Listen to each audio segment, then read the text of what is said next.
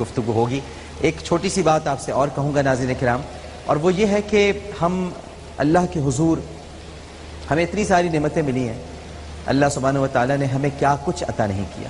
آپ خود کبھی سوچئے، غور کیجئے، تھوڑی دیر کے لیے کمرہ بند کیجئے، لائٹس آف کیجئے، آنکھیں بند کریں اور پھر اس کے بعد سوچئے کہ اللہ نے آپ کو کون کون سی نعمتیں عطا کی ہیں. لیکن ہوتا کیا ہے ناظرین کرام کہ جو موجود ہے ہم اس پر شکر نہیں کرتے، اور جو مفقود ہے اس پر افسوس کرتے رہتے ہیں. ارے بھائی جو دیا ہے کتنا سارا دیا ہے، کیا کچھ نہیں دیا پروردگار نے؟ شکر تو ادا کیجئے، شکر گزار بندے تو بنیے. مجھے ایک بڑا چھوٹا سا بڑا پیارا واقعہ ہے. حضرت رابعہ بصری بہت بڑی ولیہ تھی اللہ کی، اور ایک بڑا پیارا واقعہ ان سے منسوب اور موسوم ہے، وہ آپ کو سناتا ہوں. پھر ایک کالر میرے ساتھ موجود ہے، ان سے بات کرتا ہوں. حضرت رابعہ بصری جو ولیہ ہیں، اللہ کی دوست ہیں، ان کے سامنے ایک شخص گزرا اور آپ نے دیکھا کہ اس نے سر پر پٹی باندھی ہوئی ہے. تو آپ نے اس سے پوچھا کہ بھئی تم نے سر پر پٹی کیوں باندھی ہوئی ہے؟ تو وہ شخص کہنے لگا کہ بھئی پٹی اس لیے باندھی ہوئی ہے کہ میرے سر میں درد ہو رہا ہے.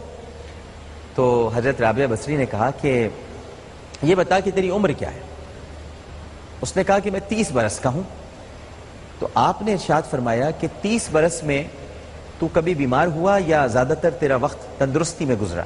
اس نے کہا الحمدللہ میں بڑا تندرست رہا ہوں، اتنا بیمار نہیں رہا ہوں میں، بلکہ میں تندرست ہی رہا ہوں. تو آپ نے پوچھا کہ اس سے زیادہ کبھی تجھے تکلیف ہوئی، کوئی بیماری ہوئی؟ اس نے کہا نہیں، اللہ کا شکر ہے میں تندرست رہا ہوں، مجھے اتنی زیادہ بیماری نہیں ہوئی. تو حضرت رابعہ بصری نے ایک بڑی خوبصورت بات کہی ناظرین کرام. انہوں نے ارشاد فرمایا کہ 30 برس تک اللہ نے تجھے کوئی تکلیف نہیں دی، تو کبھی بیمار نہیں ہوا،